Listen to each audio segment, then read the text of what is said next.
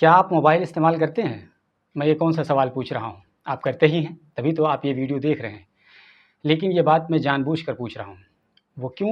अभी आपको समझ में आ जाएगा। क्योंकि आज जो कहानी हम आपको सुनाने जा रहे हैं, वो एक पल के लिए आपको सोचने पर मजबूर कर देगी। यकीन मानिए कि इस तरह की कहानी सुनाना भी मेरे लिए रोंगटे खड़े कर देने वाली बात है। चलिए बिना देर किए हुए कहानी की शुरुआत करते हैं। दरअसल बीते 17 सितंबर साढ़े 3 बजे दोपहर के वक्त लबनान की राजधानी बैरूत के अलग-अलग हिस्सों में 3000 धमाके होते हैं। जी हाँ, आप बिल्कुल सही सुन रहे हैं, 3000 धमाके होते हैं और इन धमाकों में 12 लोग मारे जाते हैं और 2800 लोग घायल हो जाते हैं। ये तो एक लाइन की खबर थी, लेकिन इस खबर के पीछे की कहानी ने पूरी दुनिया को हिला कर रख दिया है और एक पल के लिए सोचने पर मजबूर कर दिया है कि आखिर टेक्नोलॉजी इस हद तक चली गई है कि अगर दुश्मन आप पर हमला करना चाहता है, तो उसको आपके पास आकर हमला करने की बिल्कुल ज़रूरत नहीं है, बल्कि आपके हाथों में मौजूद डिवाइस से ही आपको मारा जा सकता है, वो भी सैकड़ों हज़ारों किलोमीटर दूर बैठकर। जी हाँ, इस हमले में यही हुआ था। दरअसल हुआ कुछ यूँ है कि लेबनान में पेजर के ज़रिए हमला किया गया है, यानी 3000 से अधिक लोगों को टारगेट किया गया है, जो पेजर का इस्तेमाल कर रहे थे। उनकी पेजर में धमाका हुआ और ये हादसा बन गया। अब आप में से बहुत से लोगों के लिए एक नया शब्द होगा, ये पेजर क्या होता है? तो आपकी जानकारी के लिए बता दूं कि आज से 20-25 साल पहले जब मोबाइल का चलन नहीं था, तब मैसेजेस के आदान-प्रदान के लिए एक छोटे सी डिवाइस का इस्तेमाल किया जाता था, जिसको पेजर कहते हैं। इसमें एक स्क्रीन होता था और अगर कोई आदमी किसी को तुरंत कोई पैगाम पहुंचाना चाहता था, तो वो मैसेज टाइप करके दूसरे आदमी को भेज दिया करता था और जिसके पास पैगाम आता था, उसके पेजर डिवाइस में एक बीप की आवाज़ बजती थी और उस आदमी को पता चल जाता था कि किसी ने उनको कोई मैसेज भेजा है। उसको कहते थे कि फ़लाँ ने पेजर किया है, जैसे आजकल कहते हैं कि फ़लाँ ने ट्वीट किया है। तो ये डिवाइस कुछ इस तरह काम करता था। बाकी इसके अलावा और कोई फैसिलिटी इसमें नहीं होती थी। हमने भी बहुत पहले इस डिवाइस को अपनी आँखों से देखा था। ये तो रही बात कि पेजर क्या होता है और इसमें धमाका हुआ है, जिसमें 12 लोग मारे गए हैं और 2800 लोग ज़ख्मी हुए हैं। लेकिन अब आपके मन में एक सवाल आ रहा होगा कि भला इस ज़माने में कौन लोग थे जो पेजर का इस्तेमाल कर रहे थे, जबकि इतना हाईटेक दौर चल रहा है, यहाँ एक से एक मोबाइल फ़ोन्स चल रहे हैं। तो उसका जवाब देने के लिए आपको थोड़ा-सा पीछे लेकर चलते हैं और ज़्यादा पुरानी बात नहीं है, बात इसी साल की शुरुआत की है, जब 13 फरवरी 2024 को लेबनान की राजधानी बैरूत में हिज़्बुल्लाह के चीफ हसन नसरुल्लाह ने हिज़्बुल्लाह के अहम लोगों को एक बात कही थी और वो बात ये थी कि आप लोग अपने मोबाइल फ़ोन को तोड़ दें या फिर उसे फेंक दें और ख़ुद से दूर रखें या उसे लोहे के बक्से में बंद कर दें, क्योंकि दुश्मन इस मोबाइल के ज़रिए से हमारे और आपके लोकेशन का पता लगा लेते हैं और इसके ज़रिए आपको टारगेट किया जा सकता है। उसके पीछे का कारण बहुत सिंपल है। दरअसल फ़ोन इंटरनेट से जुड़ा होता है और उससे आप हर वक्त दुश्मन की नज़र में होते हैं। फिर आप चाहे जो भी स्ट्रेटजी बनाएंगे, आपका दुश्मन उसकी काट तैयार कर लेता है और उल्टा आपके खिलाफ ही कार्रवाई कर सकता है। और ऐसा कई बार हुआ भी है, जब हिज़्बुल्लाह के कई सारे लोग ड्रोन हमले में मारे गए और जब इस बात की जांच की गई कि ड्रोन को कैसे पता चला कि जिस बंदे पर हमला करना है वो फला जगह मौजूद है, तो इस जांच में ये बात सामने आई कि जो लोग भी ड्रोन हमले में मारे गए, उन सभी के पास मोबाइल फ़ोन्स मौजूद थे और उसी मोबाइल फ़ोन्स की वजह से उनकी लोकेशन ट्रेस हो गई और ड्रोन को उसी हिसाब से सेट कर दिया गया था और सीधे आकर ड्रोन ने अपने टारगेट को हिट किया और उस बंदे को मार गिराया। और अभी पिछले साल ही 28 दिसंबर को हिज़्बुल्लाह ने अपने एक टेलीग्राम चैनल के ज़रिए से एक पैगाम दिया था और उस बयान में ये कहा था कि दक्षिणी इलाके के तमाम लोग, वो सारे लोग अपने पास मौजूद किसी भी सिक्योरिटी कैमरे को इंटरनेट से डिस्कनेक्ट कर दें, क्योंकि इस तरह के हमले की संभावना बनी रहती है।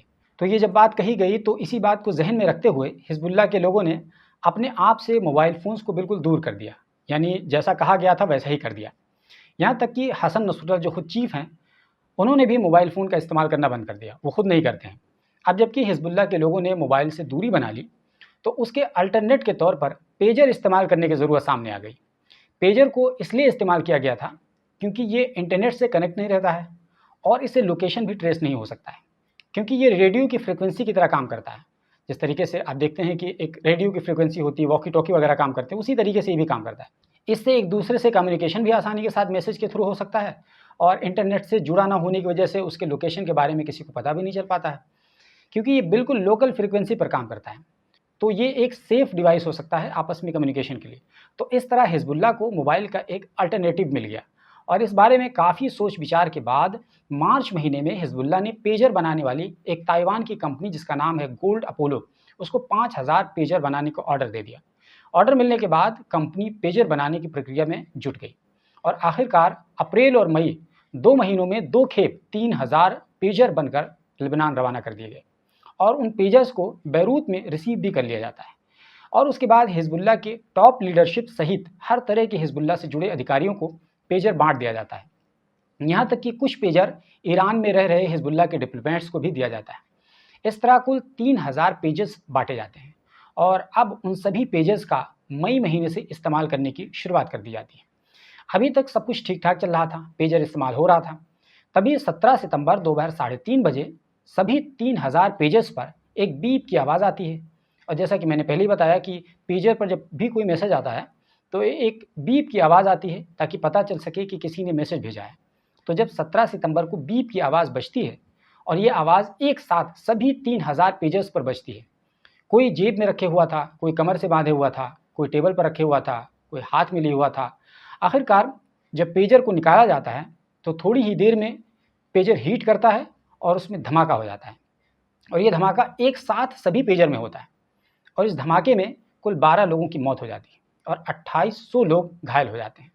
बाकी 200 लोग इसलिए बच गए क्योंकि उस वक्त उन्होंने पेजर को अपने से दूर रखा था, उन्होंने शायद देखा नहीं था, या तो वो वॉशरूम में रहे होंगे या पेजर को चार्ज पर लगाए रखे होंगे या फिर वो पेजर से किसी वजह से दूर रहे होंगे।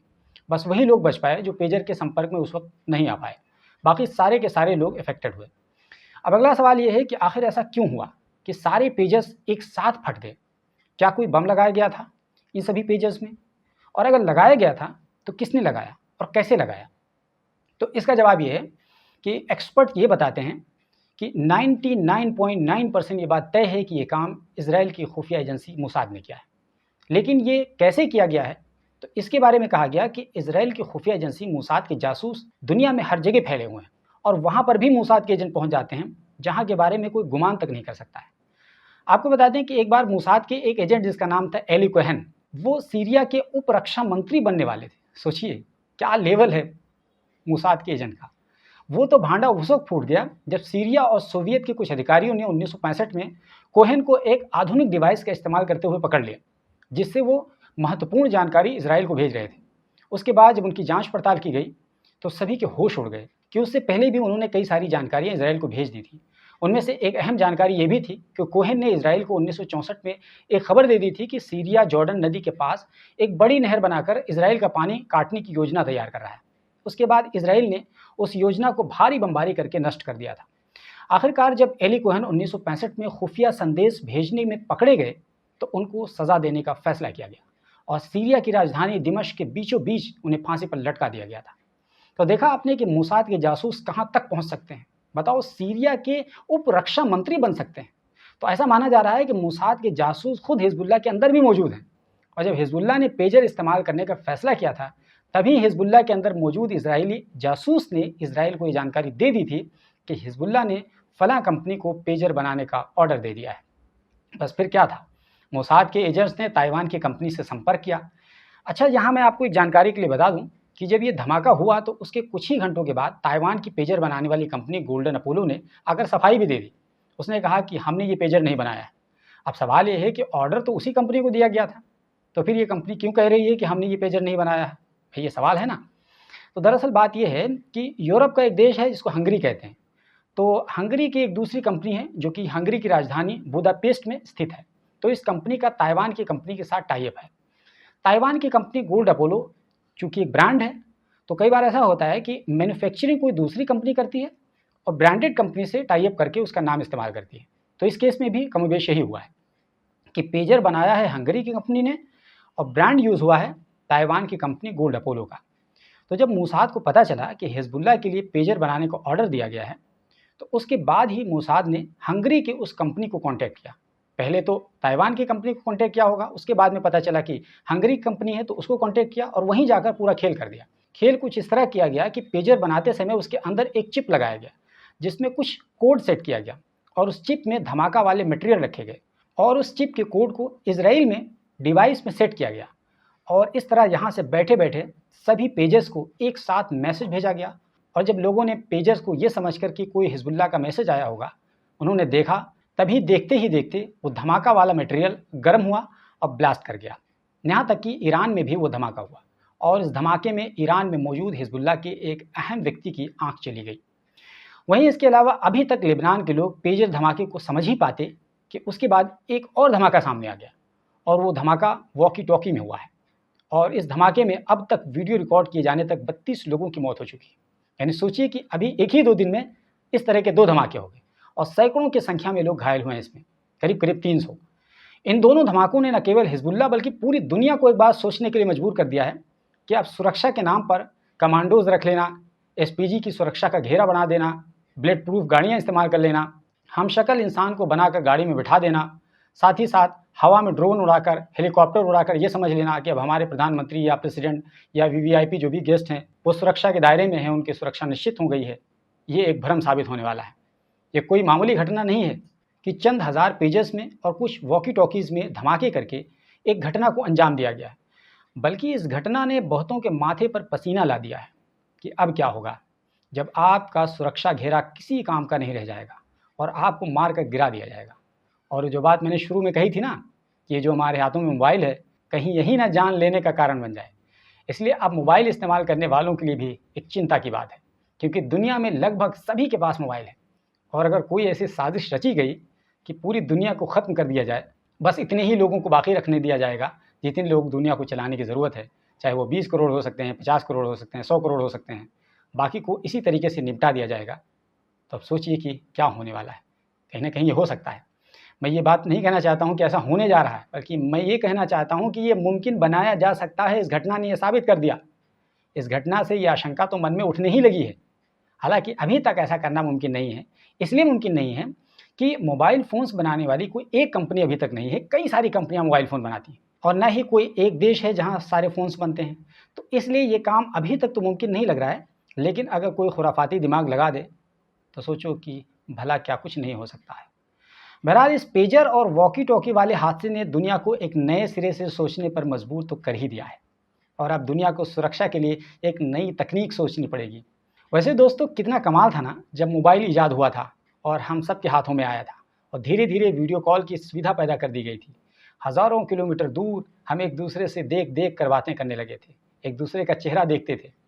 लेकिन क्या आपने कभी सोचा था कि इसी मोबाइल पर हमें ये वीडियो भी देखना पड़ जाएगा जिसमें हम आपको इस तरह की खबर सुना रहे हैं? शायद कभी नहीं सोचा होगा। लेकिन इस मोबाइल की वजह से हम हमेशा ट्रेस किए जा रहे होते हैं, यानी हम कहाँ हैं ये चंद सेकंड में पता लगाया जा सकता है।